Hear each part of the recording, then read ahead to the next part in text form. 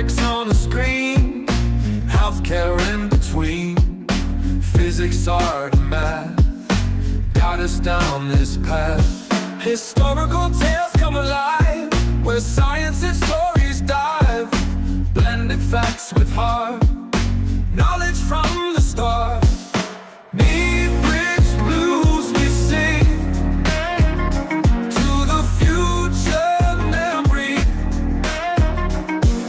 Health and science in the mix. Need bridge got the fix. Complex subjects make right clear now every episode in ways that we actually acquire leads the way. and ways that make me more efficient. In the world of digital streams, turning knowledge into dreams.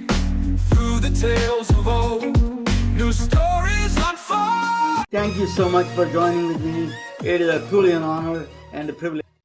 MedBix Webcast is a new kind of healthcare media channel to break the silo mentality and foster interdisciplinary thinking. Our mission is to fill that gap and to create a curiosity through different lenses, tapping the passion that guided the historical figures in medicine and bringing present-day groundbreaking research to the front lines. We interview physicians and leaders in the industry about present-day healthcare challenges. Hey, welcome to the MedBix Webcast. This is Ramana Annamaraju. I'm the host. So, I have a very interesting guest. He's a long-time friend. He's actually truly a brother. I don't have real, not really related, but truly brother I can have. He is a super educated. He is an academician. He did a lot of studies in, Louisiana State of Louisiana. He did a lot of research on the cardiology side. He is a cardiologist. And then then after that, he went into the ran an administrative side, one of the largest medical group in the South. I'll let him explain what that group is, but is one of the 40 cardiologists in 13 states. He was running the entire cardiology department there in the United States, in the southern parts, and then also East Coast. Really, the one thing he did was during this time he was exposed, whatever it is, but he is a long-time practitioner of yoga and meditation. He is like you look like almost a guru in appearance, and he has a tremendous the calmness he can give it to you. He's also a kind of a new things because of he saw every kind of pathology from India to in Miami, in other places that he saw Louisiana. He saw all the different kind of pathologies. He has a very good understanding it, and then understanding of prevention. That's what we're going to talk about. Let me bring Dr. Jaligam to the stage. Dr. Jaligam, welcome to the MedBix Web, sir. Welcome to your brother. That is the really brother, true brother for me. Thank you for the kind introduction. Yes, sir. Can you give us a little bit about your background, your journey up to this now? Absolutely. It's an honor to be on your podcast, Ramana, and it's a great opportunity for me to connect with the audience across the world. Yeah, I did my med school in India, then came to Louisiana, did a lot of basic research, then did my residency fellowship, being a staff over there at the university and charity hospitals for 10 years, had a fantastic journey with residents, students, fellows, international students, then accidentally stumbled into ChenMed. It's the largest primary care value-based model in the country, and served them for 10 years in multiple roles, as you said, multiple states. It was a great opportunity, great learning for me, both in academics and in the private world. And bringing together, as you said, the Eastern philosophy and Western science, how we can give a better treatment or lifestyle opportunities for our patients, for our community, and to serve in my humble way, to help as many people as I can through this platform and through my service directly in touch with the patients. So in this whole journey, Ramana, is like coming from India, learnings from Louisiana, going through national calamities, survival of the fittest, right? I mean, you can't have tunnel vision. You have to have open mind thinking to tailor the opportunities of treatments for our patients, whether it is Asian community or local community here. Dr. Jaligam, Back. we're going to talk about calamities next, but you came from India, you practiced in India, you did some kind of you saw the different pathologies, and then you came to the Louisiana and the city of New Orleans, and then you saw a kind of both. There's a lot of you saw a lot of people with economically challenged people. You saw that so we have a limited resources they have. How did you? What is the common theme that you came out from all these things? Great question, Ramana. As you see, coming from a tropical country to the Gulf of Mexico town, poverty is one of the underlying factor, and access to healthy food, access to healthy lifestyle is a common thread I see along my journey from two different nations and two different cities, greater cities. Those were the two Achilles heel I would call for patients to have best health care or best outcomes. Let me just come down and talk with. So when you were in let me do that. Yeah. So in the academic background, what kind of research you have done in the most of the research is centered around in what in Louisiana when you were in the university settings? Yeah, that's a great question. So Louisiana, LSU School of Medicine, it has got a solid research background, medical school attached to that, whether it's neuroscience, cardiovascular science, or any hardcore basic research of gene therapy and stuff like that. So they have even pharmacology, like Dr. Dan Kapusta, very popular in terms of opioid and opioid receptors. LSU gave me a background in terms of how to understand the pathology, me coming from the tropical climate to this climate. The disease patterns are different. The common disease I've seen over there and here was cardiovascular disease. As you know, cardiovascular disease is number one in India, number one in the United States, number one in the world. So when I did my basic research, I was initially interested in lung transplants and eventually moved to heart transplants. But the journey made me understand a lot of things as to what kind of treatment modalities we have and what kind of patient population do we cater for the treatment. Like if you look at New Orleans, heart failure is so common over there. And African-American population over there, probably 50%. I've seen younger patients almost like starting from the age of 20 having coronary artery disease, of having congestive heart failure. And the common thread again was poverty, not having access to good food, or also getting a proper care. So they all used to come to the ER. So research was such a common thing over there with all the calamities. And me doing a few years of research, basic research over there, gave me a broader understanding and opportunities into the field of cardiovascular care. And heart failure is my passion. You're exposed. I had some great. Go ahead. Go ahead, please. I have some great teachers who taught me. Yes, I remember that you have a great teachers like Dr. Yugandhar, right? Is one of the common friends, and I met him a couple of times. Doctor, I wanted to ask you, so you did a research side and then you did a practical side.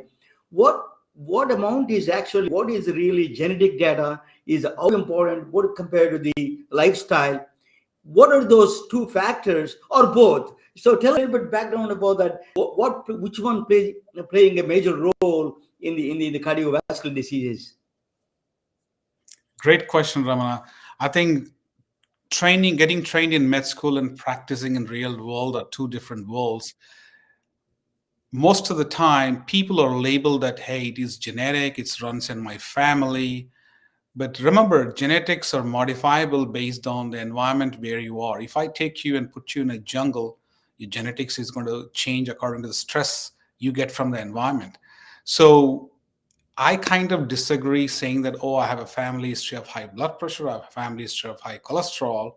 Well, your grandfather must have smoked. Are you smoking? Are you continuing the same lifestyle what your lineage has? So from my experience and from my opinion, lifestyle changes is 90%, and that what determines how long you live, what chronic conditions you develop, what kind of heart disease you develop. And most of the people don't understand, that includes doctors as well, that most of the diseases, chronic care diseases, which happen over a period of time are completely reversible. Or I wouldn't say completely, mostly reversible if you do lifestyle changes. So for me, lifestyle changes is a fundamental foundation for you to improve better health. If you see, United Healthcare cost is $14 trillion. Even if you use a third grader's math, 3 times Russian GDP, and we are 76th healthiest country. It's a no-brainer for me. Everything is done in a wrong way. We are spending too much on one side. In medical school, there is not much training about lifestyle changes.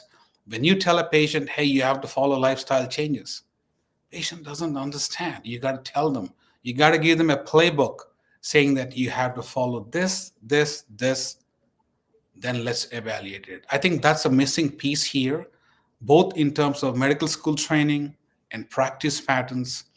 If everyone do their job right, I think definitely patients will be in a good place, in a healthier place. You always prefer prescriptions, prevention over prescriptions. That's your mantra. How do you think that these people behavioral changes is a very complicated one? What do you involve families and friends, or what are the techniques you use to comply with the doctor's orders, to lifestyle changes particularly? Great question, Ramana.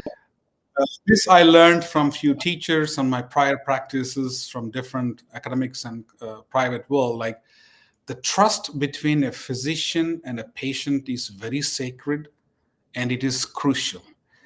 That determines the patient's behavior and also doctors' openness to accept the shortcomings of the patient and their ability to achieve their goals.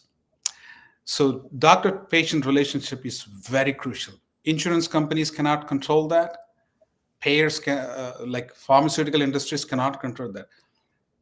The place where I see patients helpless is food. Food industry is very powerful, right? They will get to eat you fancier, newer foods, which are highly processed, and you're going to pay a price. The simple example I'll give you is like I'm not going to take any fast food names, all this dollar menu food you see every out there, a common man doesn't understand that. For every dollar food they're getting to eat, which leads to obesity and chronic care diseases, we are spending close to $200 on the back end, taxpayers' money, to keep them healthy. It is, I would call it, everything is backward, not forward. It's not progressive, but it's regressive. I want to make a that's point. Where I am. Just sorry to disturb. That's a very good point you're making. $1, $200. The policymakers, the people that they must notice this. This is a very important thing. Prevention is an investment for the government to do a lot of these things. That's you well, like, eloquently said that is preventing is a much better than processed food. Any kind of a natural organic food, the food you eat, that if they can encourage mostly that not a processed food, that they can save a lot of money in the back end. Even that is a lesson for the government, not only for individuals, but the government and the policymakers, the institutions can learn about from there, right? Yes, that is true. But if you see all the childcare programs in the schools, they have vending machines. And if you look at their cafeteria, there are poor food choices. And it's surprising and unfathomable for me, even in hospitals, they have a McDonald's or some of the fast food center in their cafeterias as well. So the change has to start educating kids, empowering families, and also holding the leaders of the society accountable. Whether it's a hospital, you cannot have a fast food center over there. You got to have healthy choices. But again,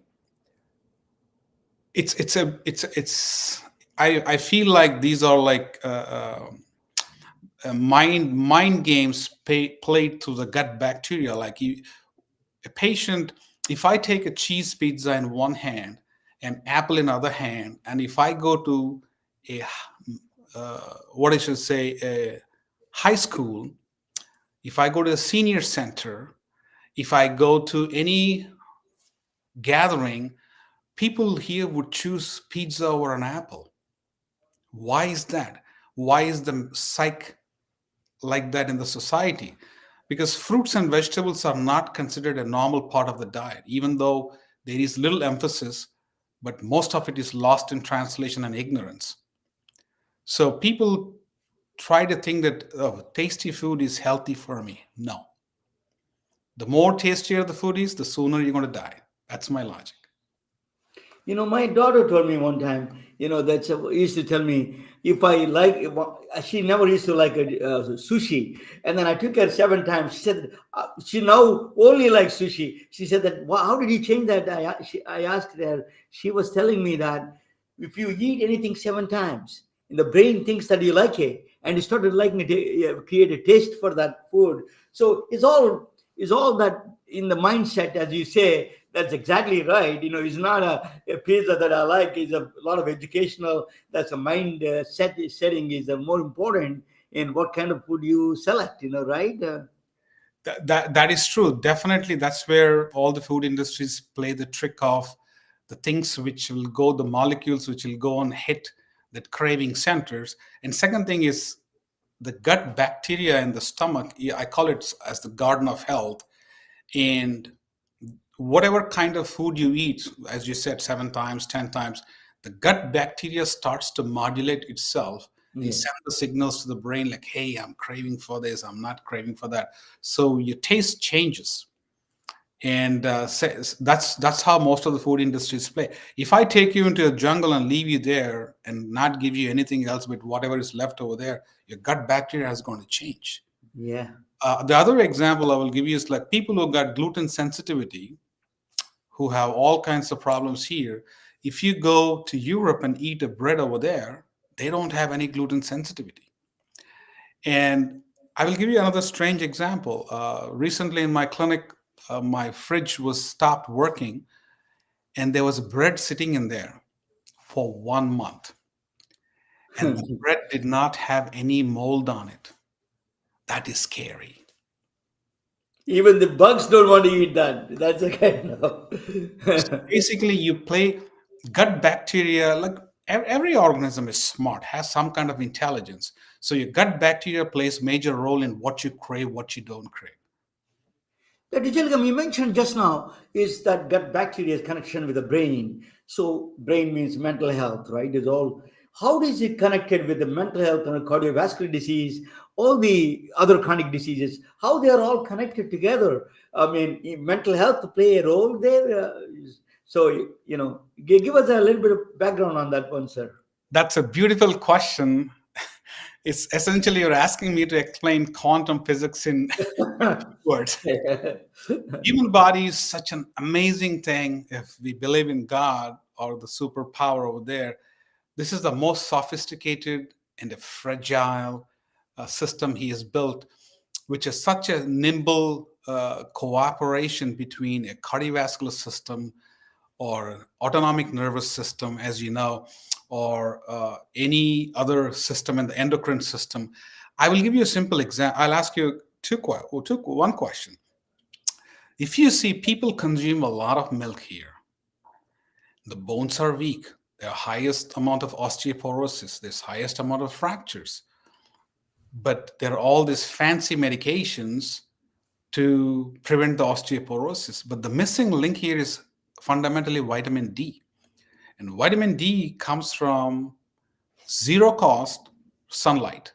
When the UV rays hit your skin, you make your vitamin D. Of course, it goes into different phases in the liver and the kidney, so they got different forms.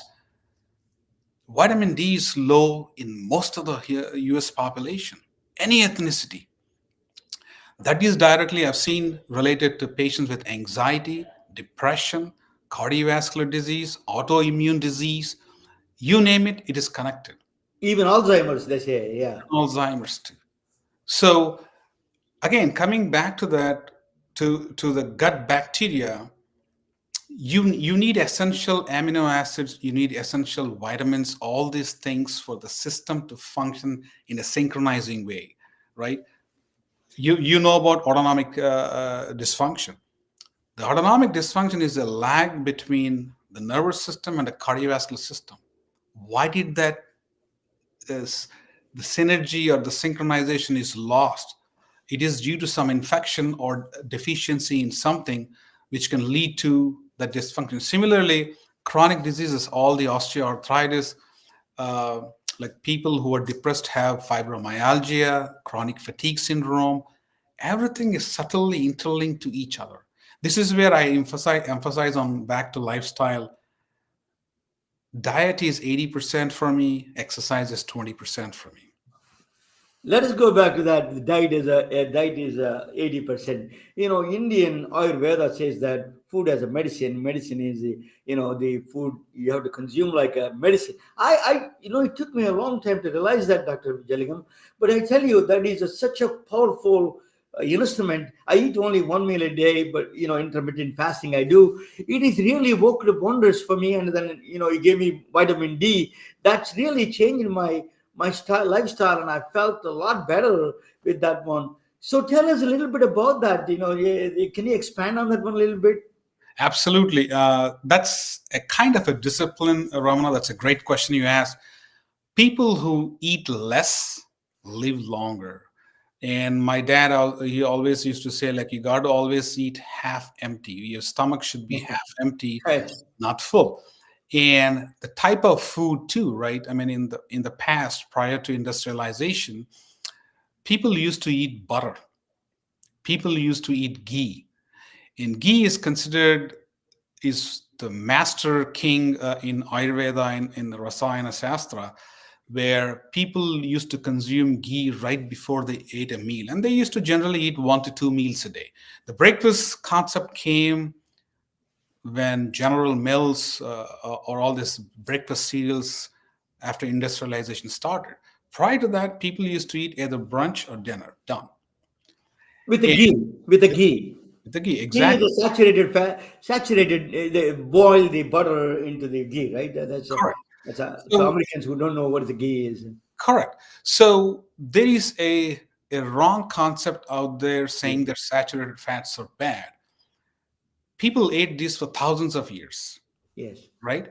If saturated fats are really bad, when we are born as a human being, Ramana, 85% of the cholesterol is manufactured by your liver. From the day you're born. Cholesterol is important for hormones. Cholesterol is important for every gland in the body. Every cell in the body needs that fat. So that's where the beauty of science of ancient Ayurveda comes into play. Like, hey, eating butter, eating saturated fat. Again, the word moderation is in vogue these days. Again, nobody's going to eat cups and cups of ghee or butter because your satiety is going to go down as soon as you eat some butter. You're going to eat very limited quantity. And the diet also includes not only fat, some amount of fermented foods, some amount of fruits and nuts and vegetables. Meat is a luxury item. My patients ask me, can I eat meat every day? Sure, you can, but you got to balance it out with colors, greens, fruits, nuts, and vegetables. So the ancient diet, if you take most of the old civilizations or cultures, the food was very rich. It had saturated fat, but all that food was not processed. The key difference between today's food and food 200 years ago was it was not processed. It was more fermented, whether it is cheese, whether it is like in most of the Eastern civilizations, you see kimchi, or you ferment rice and you eat it that the next day. You don't get diabetes with that. You don't get heart disease with that. So basically, inflammation is less when you consume food little, 2 times a day, with some ghee or butter or tallow, whatever we have here in this country, and make it a complete diet. Don't just go to one side. So that's the catch. And second thing, Ramana, sitting down and eating has its own magical portion to it. Because when you sit down, you cut down the circulation, you decrease the circulation towards your legs, and most of the circulation is sent towards your stomach. You digest it very well. People who are not in a rush, you chew the food long time, you enjoy the food. And eating food was over half hour, and in different styles and different religions.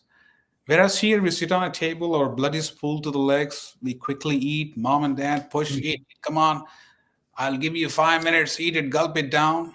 There's obesity, there is diabetes, there is metabolic syndrome. Huge difference. I think food culturally goes a long way, Ramana, in terms of, as you said, food should be medicine and it should not be an indulgence. My father he lived 90. After he told me that they started taking actually ghee, my father was taking ghee for 90 years. He died in an accident. In fact, he was taking every day twice that ghee, 2 spoons a day. He was doing exactly what he said. That after you told me, it reminded me that I started taking that. Actually, it is really changed. It was a lot of misconceptions there in the public. That I don't know who started it, but there is a lot of misconception. But there is another food item, is a turmeric. Tell us a little bit about that turmeric what kind of a role it plays in the overall food things. Great question. Since I grew up with the Eastern philosophy, and every food cooked in the house had that yellow color. Turmeric, of course, I had a few gurus too from whom I learned. Turmeric is sacred to us, and also because it has got multifold benefits to the body. There are probably around 150 pathways where it helps the body in terms of suppressing the oncogenes or suppressing the inflammatory things in the body. So turmeric is very good for many diseases on many levels. For rheumatoid arthritis, I'm not going to give advice here for patients what to take, but in general, turmeric with black pepper is a great combination if you want to suppress some chronic diseases. It is not something where you have side effects. If your stomach is sensitive, you don't have to use it, but it's a magical portion I use commonly in my practice. I tell my patients, if you're eating this kind of food, consider this. So turmeric has shown a lot of benefits in chronic care, especially for arthritis patients and people who got simple upper respiratory tract infections, or people who got any kind of oral diseases or skin diseases. It works in a great way, but I always try to combine that with coconut oil. I'm a big fan of coconut oil. Coconut oil has medium chain triglycerides. Body absorbs it very well. And turmeric and black pepper absorption is much better when you have some fatty substance along with that. It is such a common thing in most of our cultures, but people don't understand the importance of it. They call it yellow rice, they call it different names for the turmeric, but absolutely it's something, it's in my medicinal pocket arsenal every day in my practice. Dr. Jaligam, you lived in the South, and a lot of this, I married a black woman. All the African Americans, there was big challenge in the food changes. They eat a lot of meat and then pork and all those things. Now my son is realized, even my wife, my ex-wife, now she cooks a lot of Indian food and she eats more than I do actually. So what is this? The food as a medicine, how do you transfer that knowledge? You're an evangelist for that, and you're a great evangelist. They're doing a great preaching on that one. But it has to be really a massive way to understand. American public needs to understand. A lot of doctors are understanding. Even the doctors have this lack of understanding about this food. Now they are understanding. Even Dr. Bill Frist is talking about it. Everybody is talking about food as a medicine.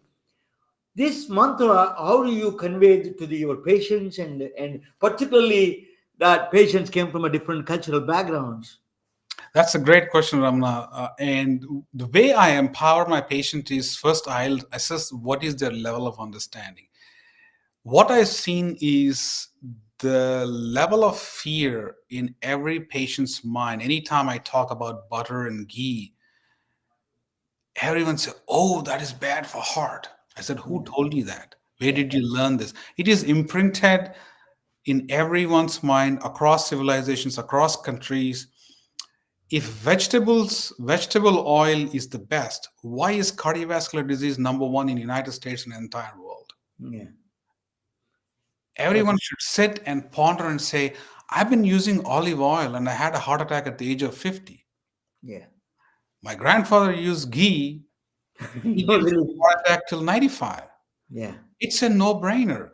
When the media, when information is creeping into your general knowledge about saturated fats so bad, we need to take a step back and look. I don't give statins to my patients. Anytime I see high level, I recently saw a young kid, 26 years old. He eats 8 eggs a day. He eats coconut oil, everything cooked in coconut oil. His LDL was very high and his HDL was super high. I haven't seen anyone with that high level of good cholesterol. But his small LDL, which causes the heart attacks, was the lowest I've ever seen in my entire life. Amazing. I think you do. Dr. Jaligam. I think you have so much knowledge, and then a lot of patients love you. That's the reason. You have that not only prevention. Then you can talk about a little bit of yoga and medicine. Let me introduce you. Nazim. Nazim is from she's a good friend of mine, and she's a lot of a lot more education than I have about the healthcare. So if you have any questions, Nazim, you can ask. Dr. Jaligam, he is a really, really authority in this kind of area. Dr. Jaligam, it was an honor listening to you. I took some notes, and also I wanted to ask you 2 questions, one general question and one a little bit more specific.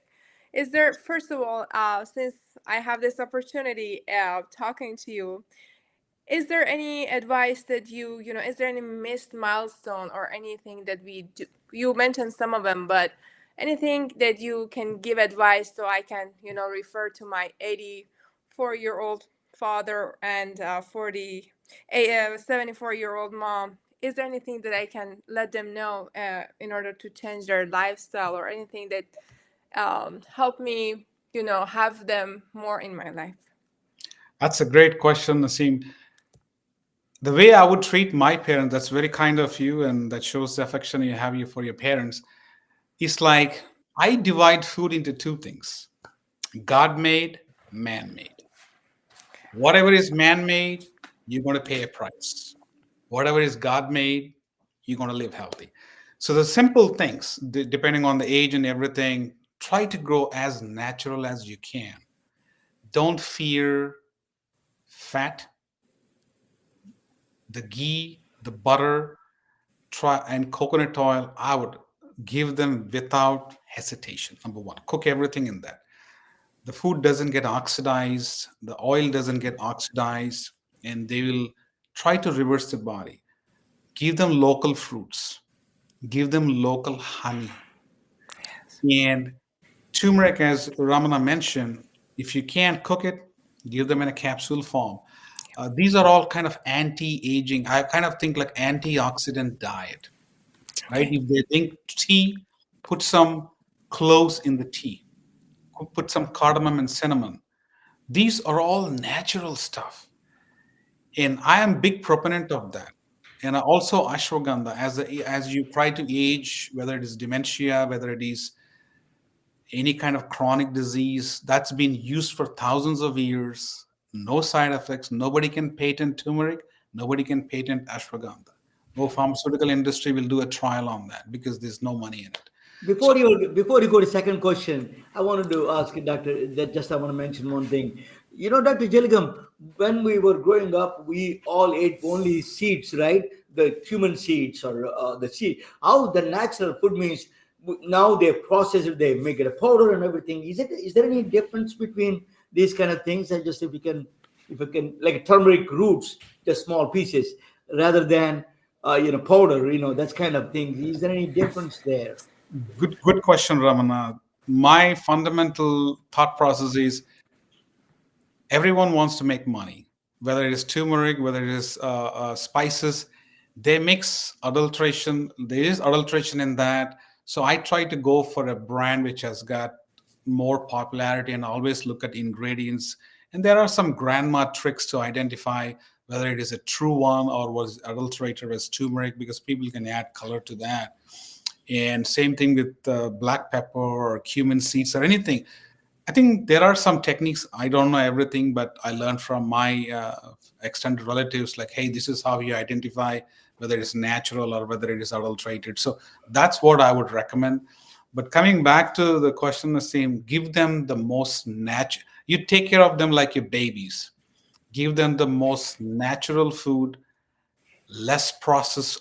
I said zero processed food. Anytime you buy anything, if you see more than 2 or 3 ingredients, don't give it. And go back to 200 years and say, how did my ancestors eat? That's the way I'm going to give them the food. Amazing. Amazing. That was very helpful. And this is actually something that I try to also, it works for me as well. I try to implement it in my lifestyle. And now it comes to the a little bit more general question is that have you read any books or have you changed any mindset shift or anything that you have done in your life which was phenomenal, as Ramana gave us an introduction, that change your life? Is it any books on the top of your head or any kind of even a mindset shift? And what is the definition of greatness in your opinion? Thank you. That's a great question. So there are a lot of great people around, great authors, great books.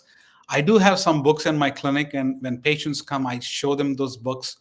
I'm not propagating any particular authors. There is a book called Prevent and Reverse Heart Disease.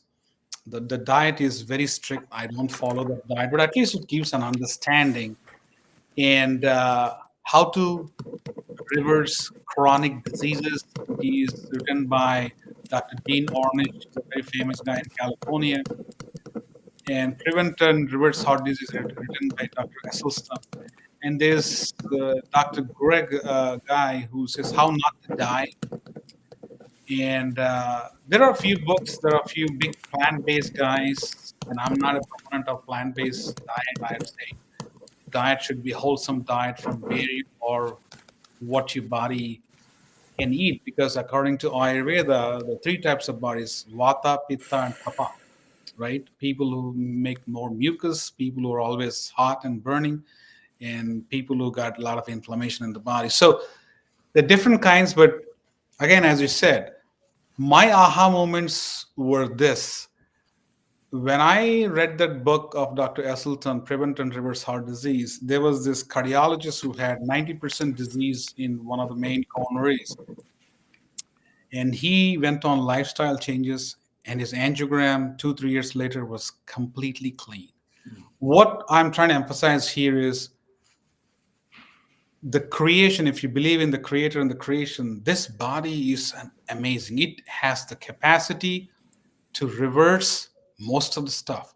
That's why that gentleman got a Nobel Prize for autophagy, the Asian gentleman, right? Autophagy is a known old concept. Again, if you eat 1 meal a day, right, it is not new science. It's like we are trying to reinvent ourselves with a lot of unnecessary research, $1 billion of research. Eat one time a day, half empty stomach, most natural food, include saturated fat in your diet, and try to Did you see. listen that include saturated fat? He said That's it's a good idea that and I'm doing that actually. and you have to look at it. Saturated fat is not the direct culprit. It is the inflammation, right? Every processed food you buy, you see safflower oil, canola oil, this oil, that oil. I stay away from all the oils, right?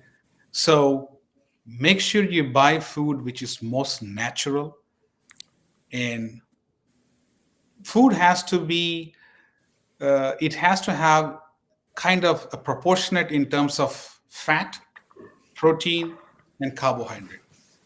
I encourage patients that your carbohydrate should come from fruits, nuts, vegetables, and honey. So yeah, and let me get involved a little bit. So Doctor, Dr. Jaligam, you are a teacher, mentor, guru, doctor in extraordinary cardiologist. You are a great mentor. That's a really we need doctors like you more and more in this world. I think that solves a lot of chronic problems. Actually, you mentioned quantum physics. I'm going to talk about. I'm a physicist, so I'm going to talk about quantum physics when I get back. We will ask you where is your jagguhealth.com and your website and where they can reach you. And also Nazim, you can put your website in the edit your, and I'm going to put both of your, there's 3 dots there next to your name. If you put that, you can put the website there actually. There you can do that. While I'm bringing that, let me bring the this yeah, I'm going to bring a presentation. Yesterday I did that little bit. Nazim, you were there, but change a little bit. It's I want to make it more clear concept about that. Okay, so we are going to sit down and watch 3 together. That Dr. Vijay Jaligam is a cardiologist. He is really available everywhere. We need to follow his mantra, his teachings. The very few cardiologists really. Everybody wants to prescribe. He's the one who is teaching the basic stuff, that how do you change the lifestyle and a regimented process. How do you do that? I think we have to learn. I'm following him. I take vitamin D. I take the ghee. So he changing my lifestyle. I'm going to talk about a very interesting subject. Is a connection between the mind and the gut. He was talking about. Let us talk about that a little bit. Not exactly the same one, but it's a it is a yeah. So yeah, that one of the things that natural foods. You said that Dr. Jaligam, Yavisana is from Iran, from where Nazim is from. Actually, he was using a calcium channel blocker. Is one of the U-tree as a he was using in 900 AD. 900 years.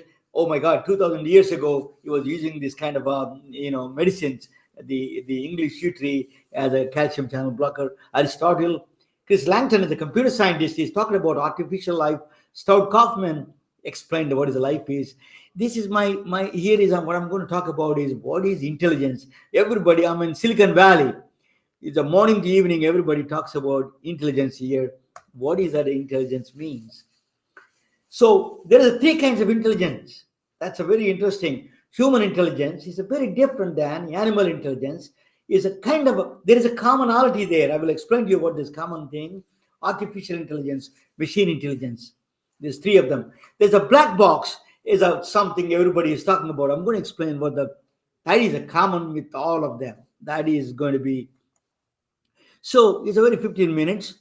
If you see the show called Who Wants to Be a Millionaire in that show, if there is a contestants have 3 choices, take 2 choices away, or ask an expert, ask an audience. Which one is the most turned out to be correct one? 91% of the times, ask audience. But if you go and ask any individual audience, they don't even know the president of the United States. But they gave who went to the second time space. That's an amazing. What that crowd wisdom comes out of people, comes out of when they get together, some kind of intelligence pops out. That is a very strange phenomenon. That is, it is a scientific phenomena. Even in the jury duty, a lot of people, these people are really, when you meet them on the street, you get scared. These are the people who makes a decision for your life and death. But when they did the studies, all these jury duty people, the new studies done in the Kalkan and the Jaisal study and the National Center for State Courts, they say that their judgment is so close to the very sophisticated judges' judgments.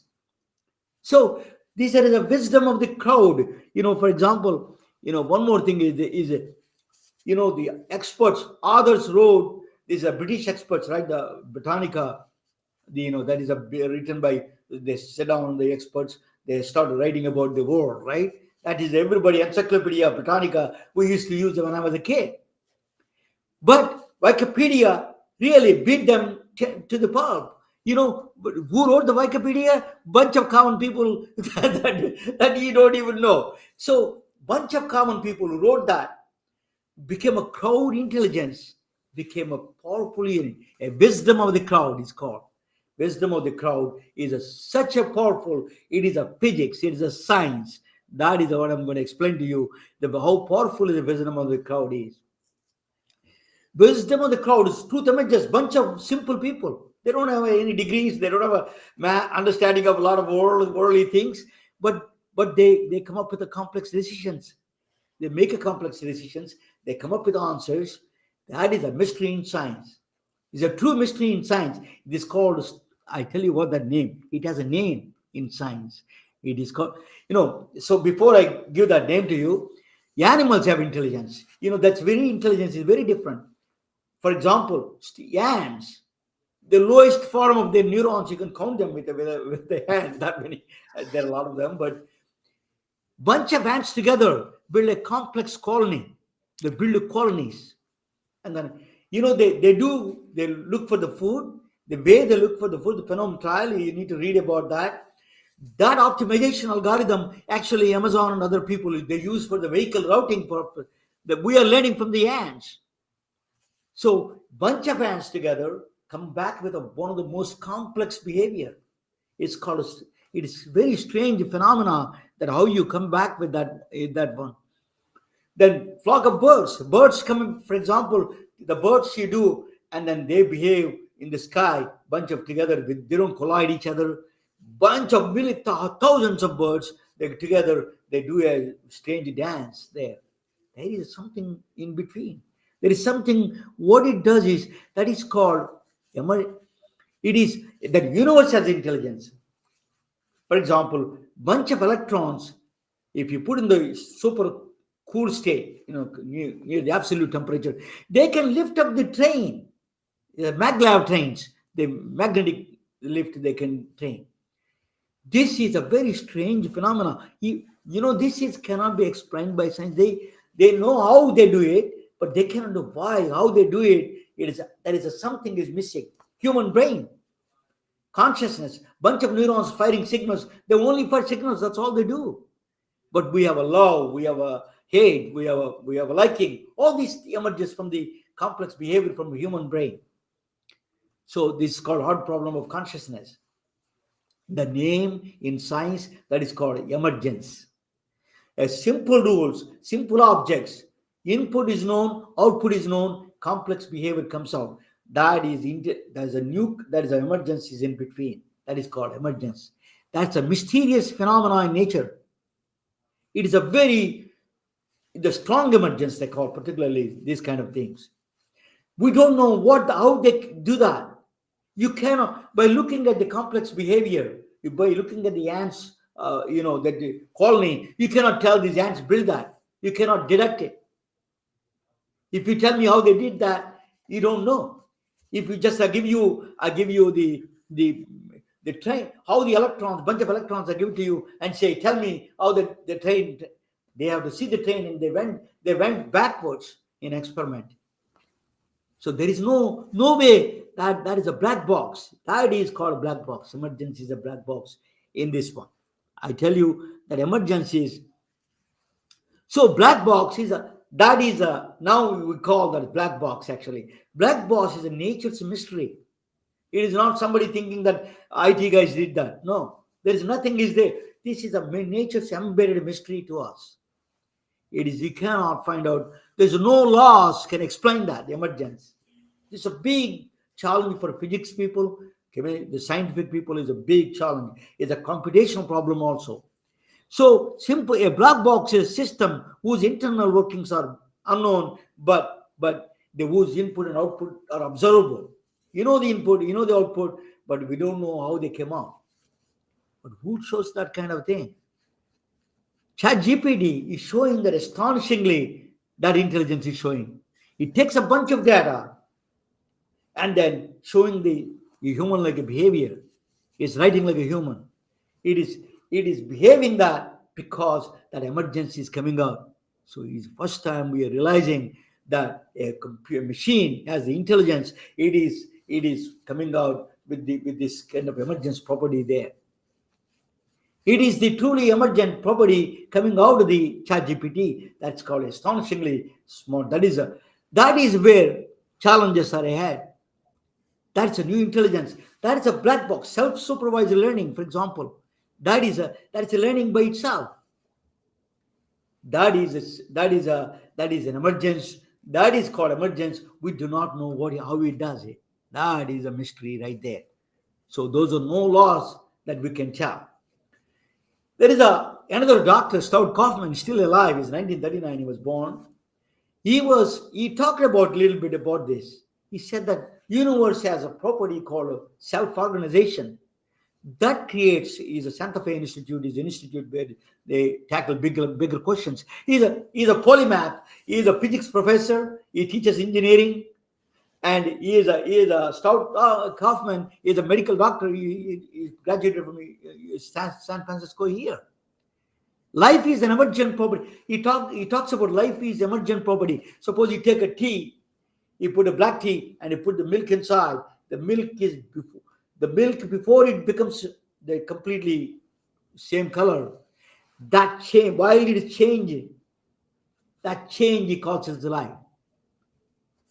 So the movements of that life, that is entropy, is the edge of chaos, is order between the order and the disorder. Evolution is a slow and steady. That's why we have the gain of function. There's a kind of things we do. Basically life is itself is emergent property. There's a mystery that's a property of the universe. Self-organization is a property of the universe. That's what he says. But there is a problem. What he says, there is a problem with the computation side. Computers have a problem. It is called irreducible computational complexity. Stephen Wolfram is one of the top mathematicians, a very well-respected mathematician. He says that you cannot reduce LLMs. You cannot compute until the outcome is there. You cannot tell. You don't know what his outcome is going to be. So you take a protein and then you try to do something there. The emergent could be good or bad. That's what happened in the gain of function in the COVID-19. They were mutating they don't know what it comes out. They want to see mutate all the viruses and then see which one comes out in the lab, Wuhan lab. That's a gain of function. That's a really ridiculous why you are giving to other countries that give the manufacturing the viruses, but that's a different issue. So Stephen Wolfram says that until you finish that computation, you don't know what the outcome is. So you don't unfortunately, but there is a problem, right? Evolution takes time. Evolution has a long years. We can produce a vaccine. We can take time. 7 million people died, but we come back and we found out the solution for it. But AI works in the light speed. One of the negative things about AI is that speed of flight it works. It can produce a deadly virus and kills humanities. So you must have a lot of guardrails, a lot of things that we need to watch what that outcome is going to be. As somebody in a crazy guy sitting in the garage and wanted to produce a deadly virus, it's possible because he doesn't know even producing it until he's done. Once it's done, he can catch. That is over. So that is a challenge with the black box. That is emergent property. So emergence is a concept that is in physics that is embedded, but artificial intelligence is a very impressive tool. It analyzes medical images. You take you can take a mammograms from all these years. You can predict the future, the entropy. So use the entropy algorithm. It can say how fast is that the breast cancer is going to spread. Assist with the diagnosis, doctor. Manage patient records. Of course, that's already doing that. Scheduling appointments. Scheduling is not easy. Actually, if you see, I talk about one day, I'm going to talk about scheduling is one of the most complexity of the highest order. The numbers that come out of the scheduling is just out of your brain. Humans cannot fathom this. All those things the AI can do or more with the quantum computers. Now, Jan LeCun says he's a chief meta officer. He's a brilliant guy. He's the one who started this AI lectures. What he says is the professor of computer science. He says the real world mapping. The computers have a problem. What he's talking about is computers have a problem that robots cannot understand the real world. Still, it may take some time. They will eventually find the real world mapping. He was a Turing Award winner. He's very well respected. Another problem they have is that is a very technical problem. If they give an image and you corrupt it and then ask the AI to build it back, it doesn't know how to do that. It can do the language. That's why a large language model, but pictures, it is having a lot of problems there. It may eventually. So these are some of the challenges that create the world. That's why autonomous cars are real world. You have to understand the real world to drive. So these are the things that there. But if you want to create in nature, you have to, as Dr. Jaligam was saying, that you have to tune with the nature. There's no other expected. There's no shortcut. There's no LLMs. There's nothing they'll say. You have to tune with the nature. You have to listen to the nature and listen to the gurus like Dr. Jaligam. That the wisdom. That's the only way can save humanity and our health. So I think the sages. That's why we're the sages like Dr. Jaligam. We needed them because 3 stages of philosophy. We needed the platform that I wanted to build is 3 stages. One, you build a philosophy of the care. Nobody should, I wanted to treat this diabetes. I wanted, these are the, nobody should suffer. Nobody should be on the quality of life has to be good. These are the philosophy of care. Methodology is an algorithm, mathematical algorithms. You can put the mathematics, you can write it down, and then technology is the platforms. You have to be in that order. You don't start with the technology first, and then that's what they're doing in Silicon Valley. They mess it up, all the reversal process, and then they end up in something, they sell it, and then becomes a costly, and we are going nowhere. That is what the problem is now. Thank you for watching. Let me bring back my gurus and my friend, and let me talk about that a little bit. So Dr. Jaligam, what do you think is emergent property that I'm trying to explain? When you're talking, I'm trying to connect that with the human body, and we have gut cells, we have brain cells, we have stem cells, how everything gets organized, and I'm trying to connect the dots of the cell, like how people give medication for everything you have versus naturally let the body repair itself if you give the right ambience, right milieu. What you're talking, I was trying to connect microscopically and macroscopically with the universe of your quantum physics. I think quantum physics and theory of relativity, everything is stuck in the universe, but I see it